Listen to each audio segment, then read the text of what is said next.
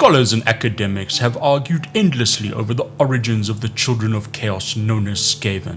Some maintain that they are simply a variant of the beastmen.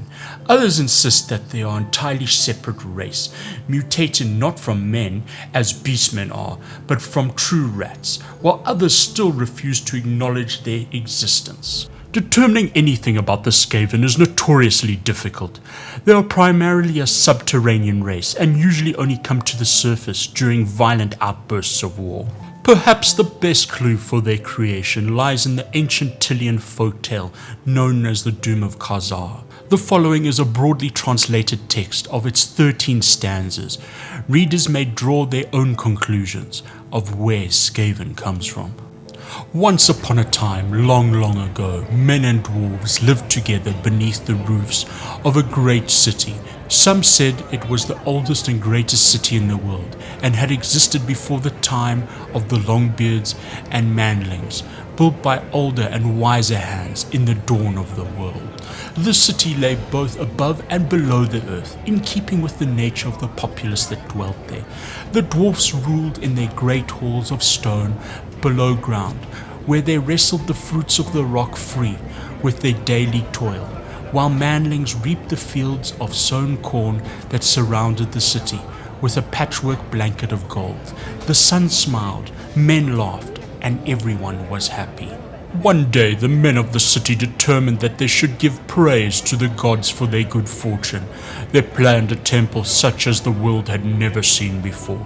In the central square, a colossal hall would be built and topped with a single cloud-piercing tower. A tower so tall it would touch the very heart of heaven. After much planning, with the help of the Longbeards, they set about their monumental task. Weeks became months, and months became years. Still the manlings built. Men grew old and grey working on the great temple.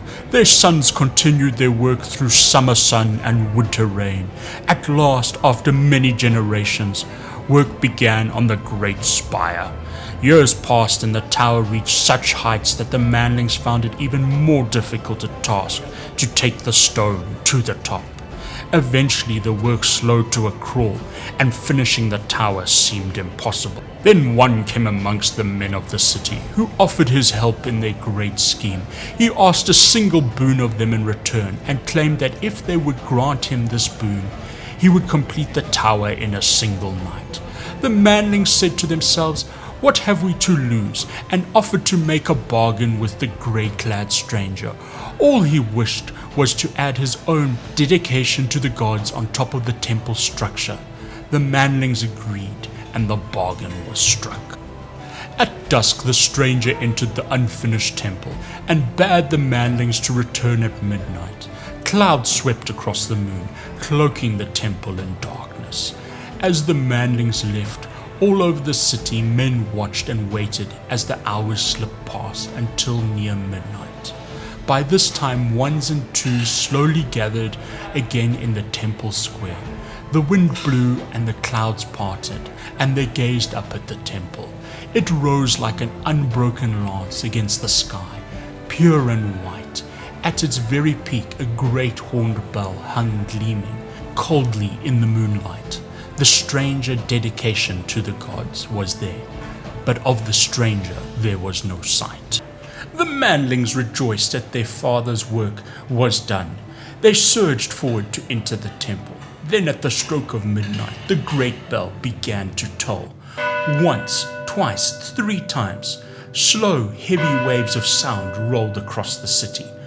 4, 5, 6 times the bell rang, like the torpid pulse of a bronze giant. 7, 8, 9, the toll of the bell grew louder with each ring, and the manlings staggered back from their temple steps, clutching their ears. 10, 11, 12, 13. At the 13th stroke, lightning split the skies and thunder echoed. High above, a dark circle was lit by a bright flash, and all fell ominously silent. The manlings fled to their beds, frightened and puzzled by the portents they had seen. The next morning they arose to find the darkness had come to their city.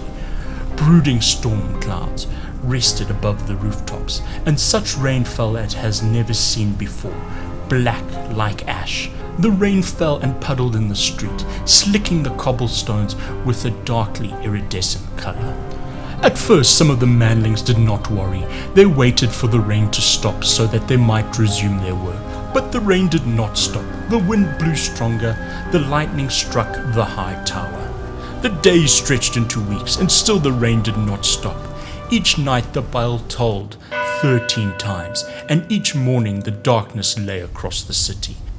The manlings became fearful and prayed to their gods. Still the rain did not stop, and the black clouds hung like shrouds over the fields of fallen corn.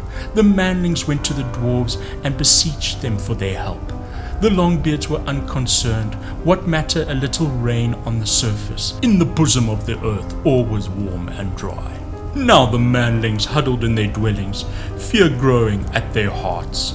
They sent some of their ambassadors to faraway places to seek help, but none of them returned. Some went to the temple to pray and sacrifice their dwindling food to the gods, but found that the great doors were sealed shut. The rain grew heavier, and dark hailstones fell from the sky and crushed the sodden crops.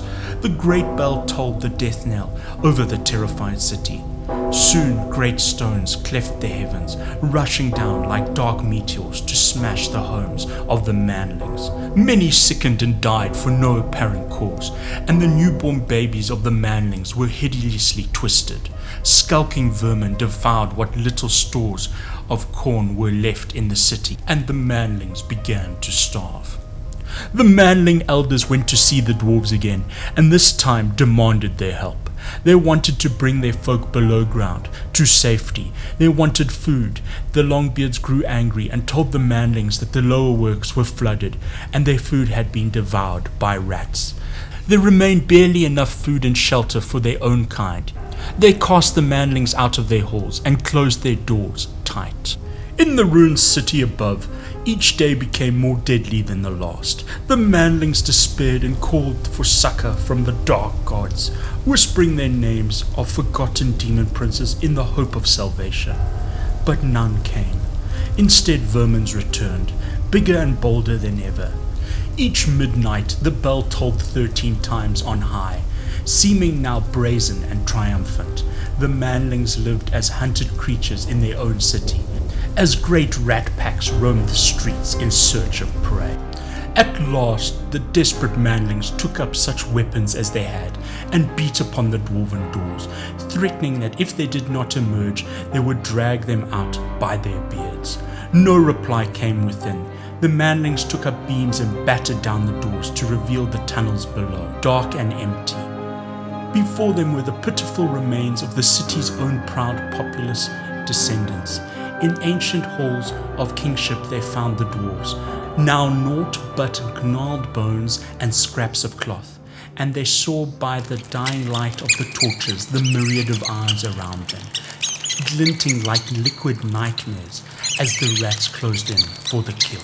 The manlings stood back to back and fought for their lives, but against these impossible odds and countless numbers of verminous hordes, their weapons were useless. The tide of monstrous rats flowed over them, and one by one dragged them down to be torn apart. The yellow chiseled teeth sinking into soft flesh, the dark furry mass drowning their pitiful screams with a hideous squealing.